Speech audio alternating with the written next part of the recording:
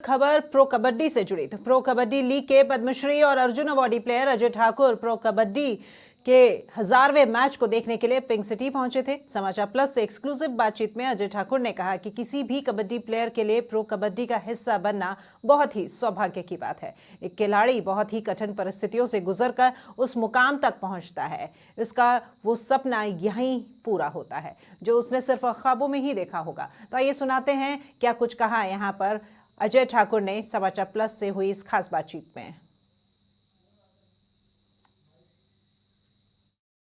Pro kabaddi players के साथ 1-to-1 की इस कड़ी में आज हमारे साथ में प्लेयर, हालांकि हम उन्हें प्लेयर नहीं, हम उन्हें लेजेंड कहेंगे, अजय ठाकुर हमारे साथ में हैं, जो कि प्रो कबड्डी लीग में एक ऐसे प्लेयर हैं जिन्होंने हर किसी के दिल में अपनी जगह बनाई है। अजय जी, बहुत बहुत स्वागत है आपका हमारे चैनल में।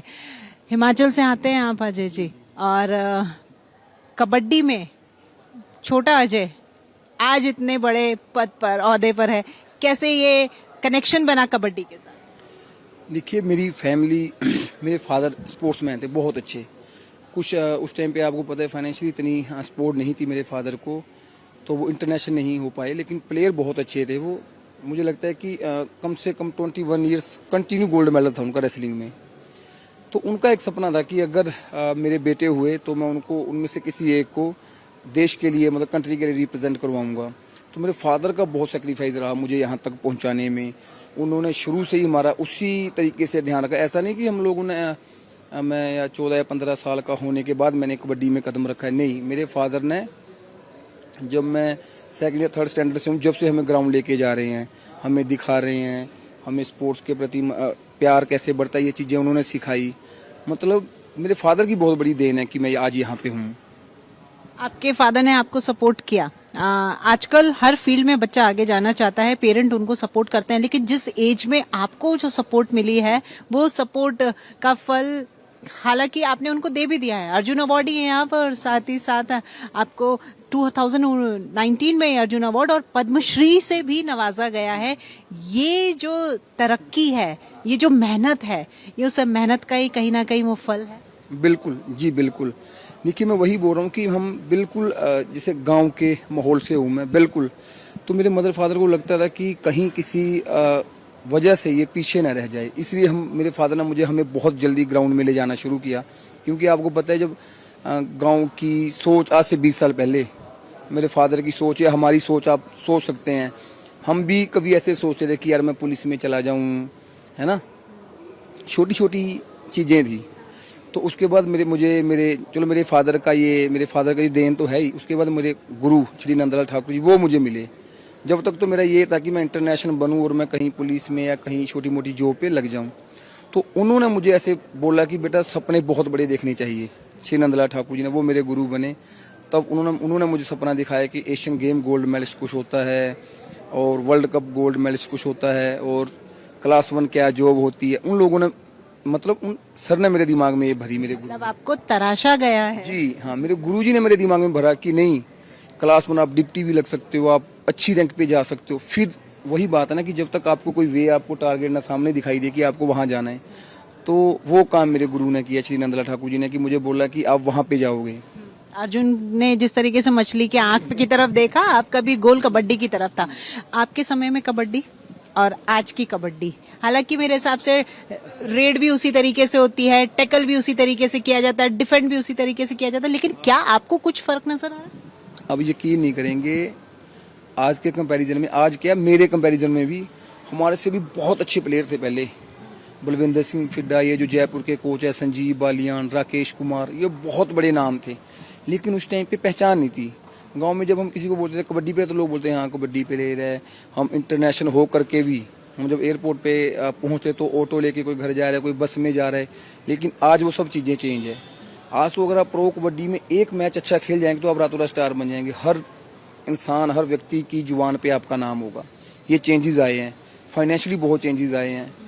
तो मुझे नहीं लगता कोई करोड़पति से कम होगा कोई भी कबड्डी खिलाड़ी। बात फाइनेंशियली की तो है ही, लेकिन मतलब आपको ऐसा लगता है कि जो मेहनती प्लेयर है उसके लिए पीकेएल में पहुंचना, वो हकदार है?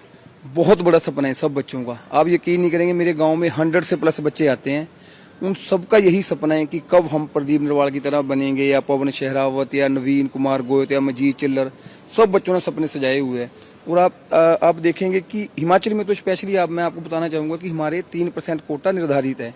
अगर आप एशियन गेम या वर्ल्ड कप या कॉमनवेल्थ गेम में पार्टिसिपेट करते हैं या उनमें मेडल लेते हैं, तो आप देखेंगे कि उनको क्लास 1 की जॉब दी जाती है। मैं ड्यू टू स्पोर्ट्स कोटा ही मैं आज हिमाचल में DSP हूँ।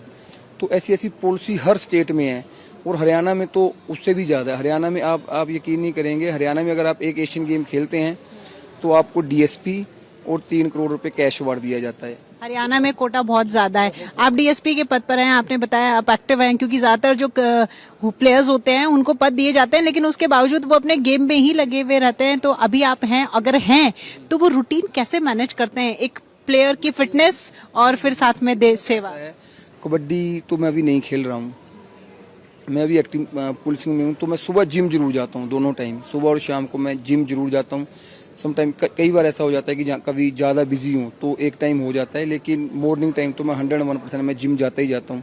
इस तरीके से मैनेज किया, और डाइट का बैलेंस बनाया हुआ है। डाइट हम उसी हिसाब से लेते हैं कि ज़्यादा स्वीट ना लेंगे या ज़्यादा ओवर डाइटिंग ना करें। ये चीज़ें इस तरीके से अपने आप को मेंटेन किया हुआ है। पुलिस की सेवा करते हुए कैसा महसूस होता है? बहुत सारी चीजें आती है सामने, देखते हैं। देखिए, पुलिस बहुत अच्छी जॉब है, क्योंकि विजिबल पावर है, सबको दिख रहा है, आपकी यूनिफॉर्म दिख रही है। और दूसरी बात है कि आप कहीं भी किसी की हेल्प इमीडिएट कर सकते हैं उस डिपार्टमेंट में रह करके। मैंने बहुत बार देखा है कि कई बार किसी गरीब के साथ या किसी कमज़ोर के साथ कई बार जाती हो रही होती है, अगर आप वहाँ पहुँच जाते हो, उसको एक तुरंत वहाँ पे उसकी साइड ले लेते हो या उसको इंसाफ दिला देते हो, तो उसके चेहरे की जो स्माइल है ना, जो उसको देख के जो आपको खुशी मिलती है, वो दुनिया के और किसी कोने में नहीं। जब कोई कमज़ोर अपने पीछे हमें खड़ा देखता है तो उसको लगता है कि नहीं यार, मेरे पीछे कोई है, कानून भी कोई चीज़ है। तो ये जो खुशी है, और पुलिस का मुझे पहले से शौक था, क्योंकि मेरे फादर पुलिस में थे, मेरे ब्रदर भी पुलिस में थे। तो पुलिसिंग मैंने अपने घर में सबको यूनिफॉर्म में ही देखा है, तो मेरे अंदर भी शुरू से ही था कि मैं यूनिफॉर्म ही पहनूंगा। वो पढ़ के पहुंचे, आपने दूसरे रास्ते से पहुंचे? ऐसा था कि मैं यूनिफॉर्म में ही रहा हूँ हमेशा। मैं सबसे पहले पंजाब पुलिस में था जी, मैंने पंजाब पुलिस को छोड़ा, फिर मैं इंडियन नेवी में रहा। इंडियन नेवी के बाद फिर मैं एयर इंडिया में रहा। एयर इंडिया के बाद मैं यहाँ आया। मैं जहाँ भी रहा मैं यूनिफॉर्म में ही रहा शुरू से ही। जी जी। सर, आपकी स्पाइन सर्जरी हुई है, हाँ, तो वो उस वक्त आपने कबड्डी इसीलिए छोड़ी थी, या फिर मन में आया कि मैं इससे रिकवर होके वापस कोर्ट में उतरूं? अभी भी मेरे मन में है कि मैं इसको रिकवर होके कि मैं एक बार कोई एक मैच खेलूं, फिर वहाँ पे मैं ऐसे करूं कि अब मैं कबड्डी को मतलब छोड़ रहा नहीं हूँ, अलविदा कह रहा हूँ। क्योंकि वो मेरे साथ एक ट्रेजेडी हो गई कि 8th सीजन में मेरे स्पाइन में इंजरी होगी मैच खेलते वक्त। तो बहुत पेनफुल वो टाइम था। तो उसके बाद मैंने सर्जरी करवाई भी, मैंने इसीलिए, नहीं तो मैंने सर्जरी करवानी नहीं थी। अगर मैंने मन में ये सोचा होता कि मैं खेलूंगा ही नहीं, तो मैंने सर्जरी करवानी नहीं थी। मुझे डॉक्टर ने नहीं बोला कि अगर तो आपने खेलना है तो करवा लो, अगर नहीं खेलना है तो कोई इश्यू नहीं, हम 10 या 12 साल बाद करेंगे। तो मैंने करवाई भी इसी जिद में थी कि मैं खेलूंगा। तो अभी मेरे मन में कहीं ना कहीं है कि मैं एक बार रिकवर होके कोई स्टेट लेवल का या नेशनल लेवल का चैंपियनशिप खेल के फिर कबड्डी को अलविदा कहूँ।